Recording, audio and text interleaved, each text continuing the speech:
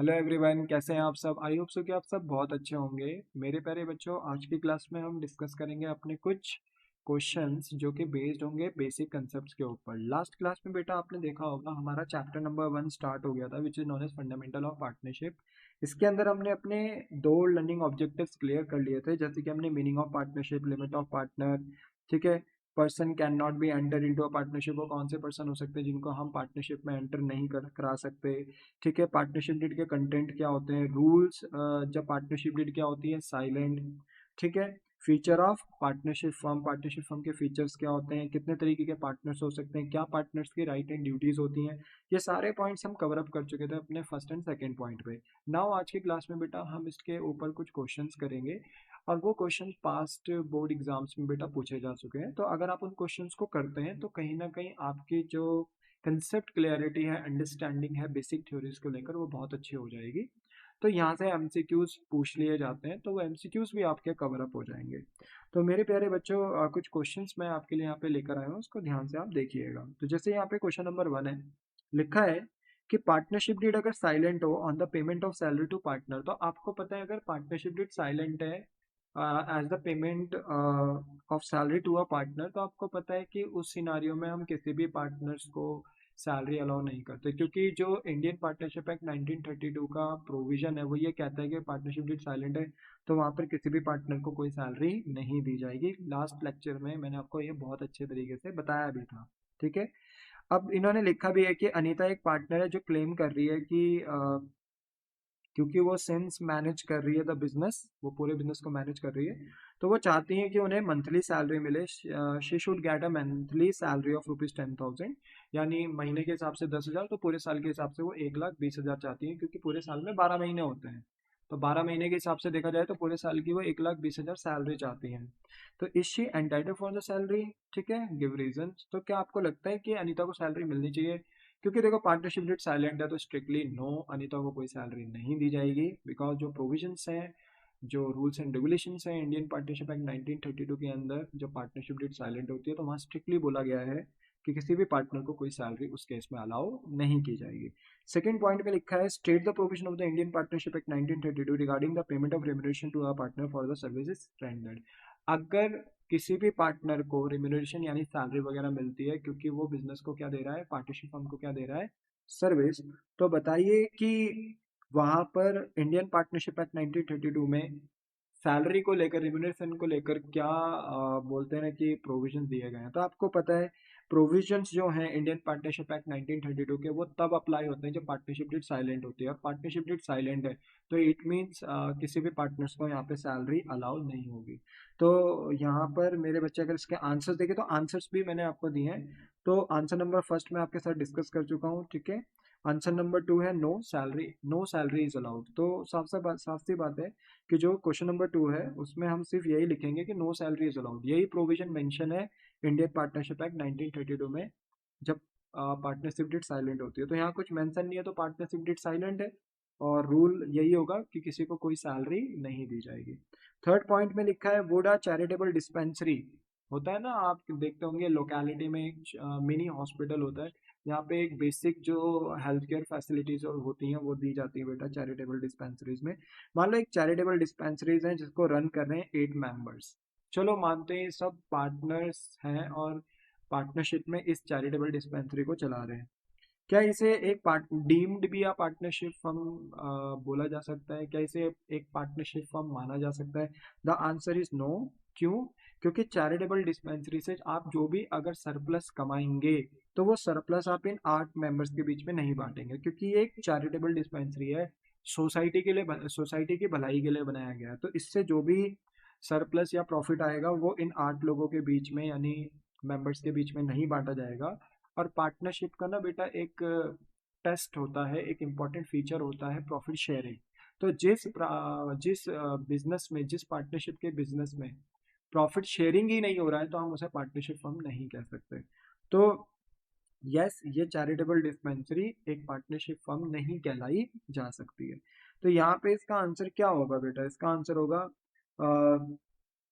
No, it can not be treated as a partnership firm because concept of profit sharing is absence, ठीक है, absence, ठीक है। ठीक है। तो यहाँ पे जो कंसेप्ट है प्रॉफिट शेयरिंग का वो क्या है, एब्सेंट। दैट्स वाई हम इस चैरिटेबल इंस्टीट्यूट को या चैरिटेबल डिस्पेंसरी को मेरे बच्चे हम पार्टनरशिप का बिजनेस नहीं बोल सकते। फोर्थ पॉइंट में what is meant by partnership deed, ये आप ऑलरेडी पढ़ चुके थे। पार्टनरशिप डीड क्या होती है, इट रेफर्स टू अ, ठीक है, it refers to a written agreement. ये एक तरीके का रिटर्न एग्रीमेंट होता है which contain rules and regulation related to the partnership. इसके अंदर क्या होता है बेटा, हम ना रूल्स एंड रेगुलेशन मेंशंस करते हैं कि क्या हमारे बिजनेस का प्रॉफिट शेयरिंग रेशियो होगा, पार्टनर्स के बीच में interest on capital, salary, commission क्या बांटा जाएगा, अगर पार्टनर से चार्ज करना है इंटरेस्ट ऑन ड्रॉइंग तो किस रेट से किया जाएगा, अगर किसी पार्टनर ने बिजनेस को लोन दिया है तो उस पार्टनर को किस रेट से इंटरेस्ट ऑन लोन दिया जाएगा, ये सब बातें यहाँ पर लिखी जाती है। ठीक है, तो आंसर नंबर फोर्थ में हम ये लिखेंगे कि पार्टनरशिप डीड का मतलब क्या है, it refers to the return agreement which contain, जिनके अंदर क्या डाला जाता है, rules and regulations related to the partnership firm. ठीक है, पार्टनरशिप फर्म। बोलो क्लियर हो गई बात, द आंसर इज यस। ठीक है, तो हमारे 4 क्वेश्चन फटाफट क्लियर हो गए।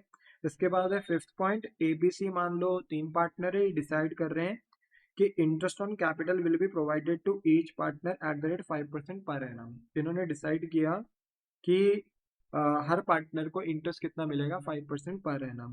बट आफ्टर अ 1 ईयर यानी 1 साल बाद सी चाहता है, यानी 1 साल जब ओवर हो गया तो सी का मानना यह है कि इच्छा यह है कि that no interest on capital is provided to any partner, कि किसी भी पार्टनर को इंटरेस्ट ऑन कैपिटल नहीं दिया जाएगा।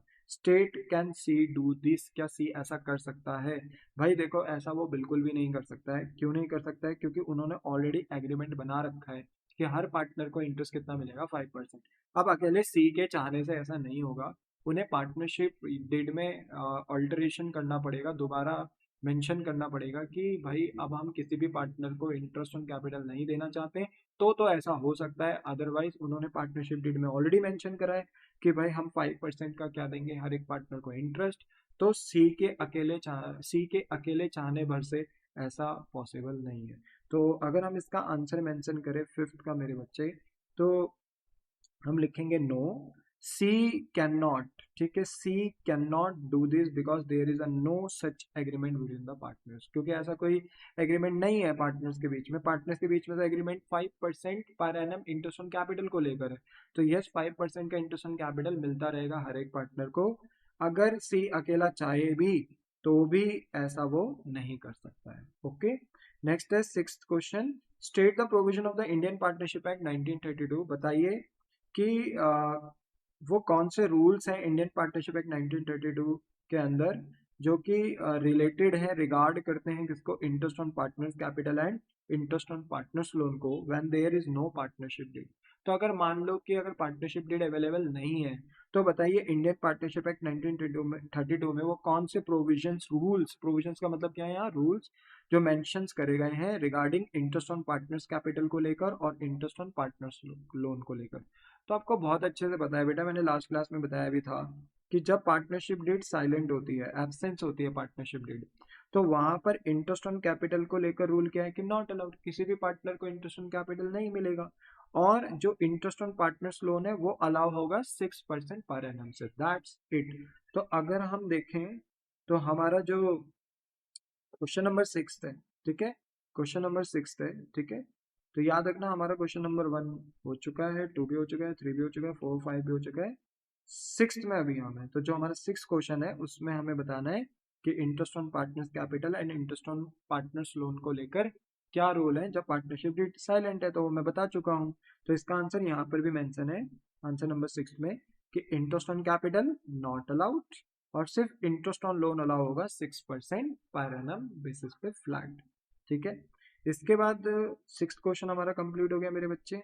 इसके बाद हम 7th पे चलते हैं। 7th क्वेश्चन है हमारा कि can a partner B exempted from sharing the losses of a firm. क्या पार्टनर एग्जेम्प्ट है from the sharing the losses in a firm? ठीक है, अगर है, इफ यस, तो अंडर व्हाट सर्कमस्टेंसेस। तो देखो, एक ही ऐसा सर्कमस्टेंसेस हो सकता है जहां पर पार्टनर को एग्जेम्प्ट करा जाए from sharing the losses in a firm, और वो होता है माइनर का केस। अगर हम किसी भी ऐसे पर्सन को जो 18 साल से कम उम्र का हो यानी माइनर हो, अगर उसको एंटर करते हैं इनटू अ पार्टनरशिप फर्म, तो उसको एज अ बेनिफिशियरी के तौर पे कर सकते हैं। यानी वो बिजनेस के सिर्फ प्रॉफिट खाने आएगा, लॉस नहीं। इसलिए इसका आंसर होगा आंसर नंबर 7 कि यस, हम एंटर तो करा सकते हैं, पर किसको? माइनर को। तो minor can be enter as a beneficiary, क्योंकि वो ही बस बिजनेस का प्रॉफिट शेयर करेगा, और जब भी बिजनेस का लॉस होगा तो वो एग्जिट हो जाएगा। बोलो, बात समझ में आ गई? तो ये जो आंसर नंबर 7 है, ये भी बहुत इजी है। इसमें भी ऐसा सच कुछ इतना हार्ड है नहीं। देखो, सारे इजी क्वेश्चंस हैं, बस आपको थोड़ा सा अपने माइंड में एक बोलते हैं ना इन्वायरमेंट ऐसा बनाने की ऐसे ऐसे क्वेश्चंस आ सकते हैं। ठीक है, अब आते हैं 8th क्वेश्चन में। 8th क्वेश्चन में बोला है कि 1 जनवरी 2023 को, आई रिपीट इट, 1 जनवरी 2023, ठीक है, अगर 1 जनवरी 2023 को अभिषेक एक पार्टनर है जो एडवांस कर रहा है लोन 3 लाख रुपीस का फर्म को। तो अभिषेक नाम का एक पार्टनर है बेटा, वो एडवांस दे रहा है लोन, यानी बिजनेस को लोन काइंड ऑफ प्रोवाइड करा रहा है 3 लाख रुपीस का। और कौन सी तारीख को लोन दे रहा है अभिषेक फर्म को? 1 जनवरी 2023 को दे रहा है। कह रहे हैं in the absence of the partnership agreement, कि अगर पार्टनरशिप डीड नहीं है, कोई एग्रीमेंट अगर नहीं कर रखा है, पार्टनरशिप डीड साइलेंट है, तो बताइए amount of interest on the loan for the year ending. तो बताइए कि अभिषेक को कितना इंटरेस्ट ऑन लोन दिया जाएगा। अब कई बच्चे कह सकते हैं कि सर पार्टनरशिप डीड साइलेंट है तो इंटरेस्ट ऑन लोन नहीं मिलेगा। अरे बेटा, हमने पिछले क्लास में बहुत अच्छे से पढ़ा था कि interest on partners loan allow होता है 6% पर एनम फ्लैट से। अगर आपने मेंशन कर रखा है एग्रीमेंट में, तब तो उसी रेट से आप दे सकते हो, बट अगर आपने एग्रीमेंट में कहीं मेंशन नहीं करा, पार्टनरशिप डीड साइलेंट है, तो बाय डिफॉल्ट रूल है कि इंटरेस्ट ऑन लोन किस परसेंट से दिया जाता है? 6% पर एनम से दिया जाता है। तो इसके बेटा यहाँ पर 4 आंसर है। ठीक है, और एक इम्पॉर्टेंट बात ये भी बताई गई है कि 31 मार्च 2023 को बताना है कि इंटरेस्ट ऑन लोन कितना है। अब ऑब्वियसली बात है, उसने लोन कितना दिया है, लोन कौन सी तारीख को दिया है? 1 जनवरी 2023 को। तो जनवरी, फरवरी, मार्च, तो यानी अगर हमारा ईयर एंड हो रहा है 31 मार्च 2023, ठीक है, तो सोचो ये स्टार्ट कब से हुआ होगा। तो हमारे दो तरीके के ईयर्स होते हैं, अकाउंटिंग ईयर हमारे दो तरीके के हो सकते हैं। वो अकाउंटिंग ईयर होते हैं बेटा कैलेंडर ईयर और फाइनेंशियल ईयर। कैलेंडर आपके घर में भी होता है जनवरी टू दिसंबर, तो वहां से रेफरेंस ले सकते हो। तो कैलेंडर ईयर जनवरी टू दिसंबर होता है। पर क्योंकि हमारा ईयर एंड हो रहा है 31 मार्च 2023 को, तो इसका मतलब है कि ये फाइनेंशियल ईयर है। फाइनेंशियल ईयर में क्या सीन होता है बेटा कि अप्रैल से बिजनेस स्टार्ट होता है, और बिजनेस क्लोज, जो अकाउंटिंग क्लोज होती है, वो नेक्स्ट ईयर 31 मार्च में होती है। तो अगर 31 मार्च 2023 को मेरे बच्चे, अगर हमारी अकाउंटिंग क्लोज हो रही है बिजनेस की, तो इसका मतलब है स्टार्ट कब से हो गई होगी? 1 अप्रैल, ठीक है, 1 अप्रैल 2022 से हो गई होगी। पर हमने ये देखा है कि जो हमारा अभिषेक है, उसने हमें जो लोन दिया है, पार्टनरशिप फर्म को लोन दिया है, वो 1 जनवरी 2023 को दिया है, 1 जनवरी 2023 को। ठीक है, तो आप खुद यहाँ पर बेटा देखो, अगर स्टार्टिंग से दे देता लोन, तब तो पूरा 12 महीने का हम उसे इंटरेस्ट दे सकते थे लोन पे। पर क्योंकि उसने लोन कब दिया है? 1 जनवरी 2023 से दिया है। तो 1 जनवरी 2023 से लेके 31 मार्च 2023 तक, जब तक हमारा अकाउंटिंग ईयर क्लोज नहीं हो रहा है, तो कितने महीने यहाँ पर हमारे बैठते हैं? 3 महीने। तो हम अभिषेक को जो इंटरेस्ट ऑन लोन प्रोवाइड करेंगे, वो फुल ईयर का नहीं करेंगे, क्योंकि अभिषेक ने लोन सिर्फ 3 महीने के लिए दिया था करंट अकाउंटिंग ईयर में। हाँ, अगर अगले साल के लिए अगर पूरा लोन अगर हमें देता है अभिषेक, तो अगले साल हम उसे पूरा interest on loan full year का प्रोवाइड करा सकते हैं। पर इस करंट अकाउंटिंग ईयर में हम उसे सिर्फ 3 महीने का ही इंटरेस्ट ऑन लोन प्रोवाइड करेंगे। तो अगर हम इसकी कैलकुलेशन करें बेटा, तो बहुत सिंपल है। देखो, अगर हमें इंटरेस्ट ऑन लोन निकालना है, तो हम इंटरेस्ट ऑन लोन कैलकुलेट करेंगे। हम कहेंगे कि अभिषेक ने जो लोन दिया है बिजनेस को, वो कितना दिया है? कितना दिया है? 3 लाख। ठीक है, तो हमने यहाँ मेंशन कर दिया 3 लाख। अच्छा, अब क्योंकि पार्टनरशिप डीड क्या है? पार्टनरशिप डीड क्या है? एब्सेंट है, ठीक है, साइलेंट है। ठीक है, तो बाय डिफॉल्ट रूल क्या होता है? 6% per annum.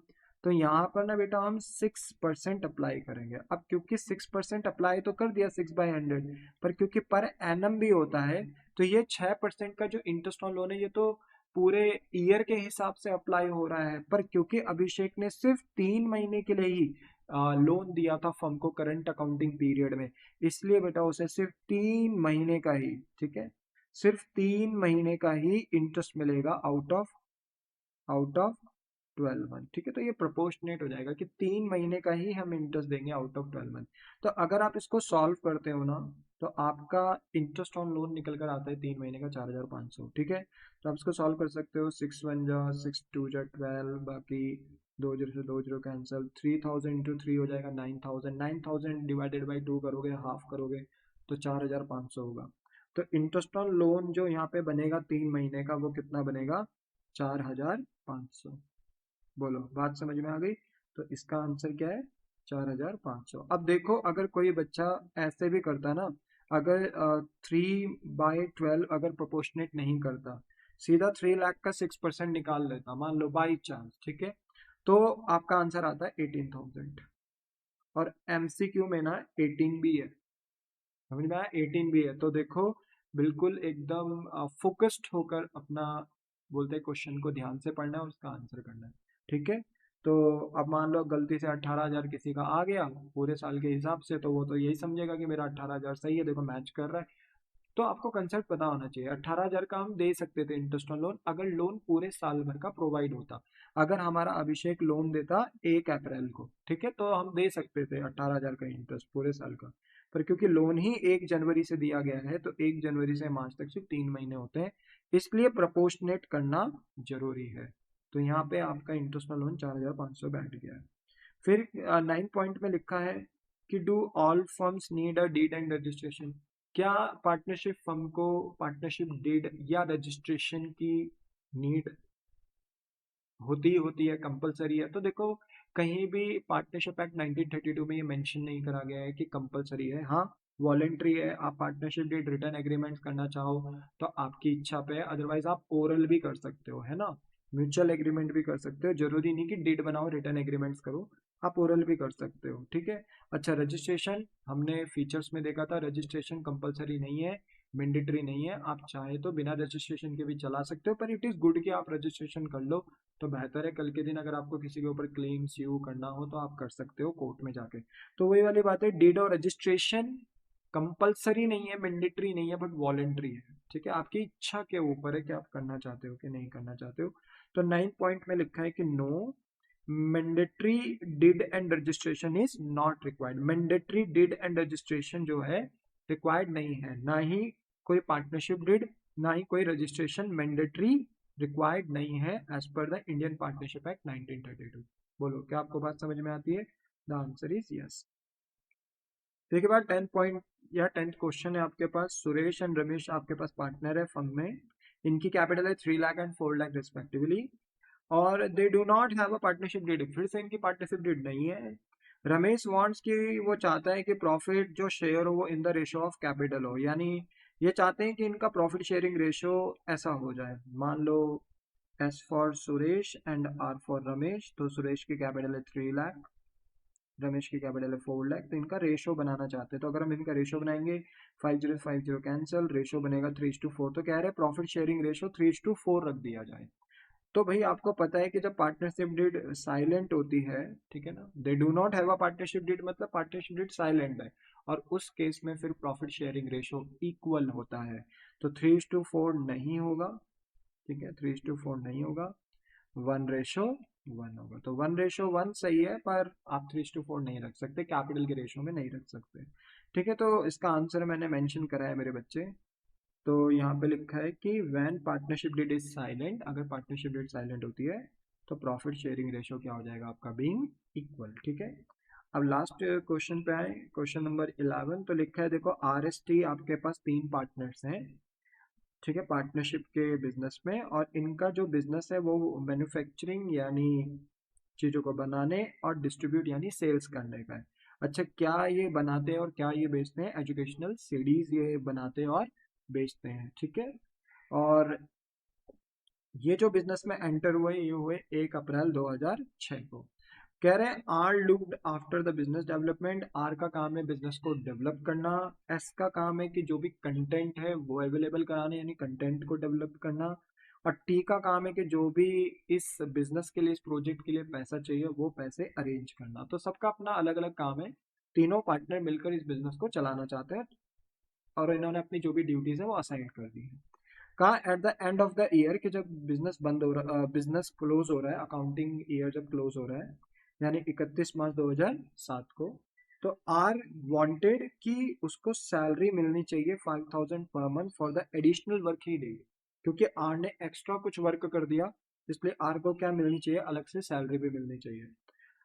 The other partner were not incline to this, पर अदर पार्टनर्स जो हैं वो इसके बोलते हैं ना इस डिसीजन के प्रति इंटरेस्टेड नहीं है।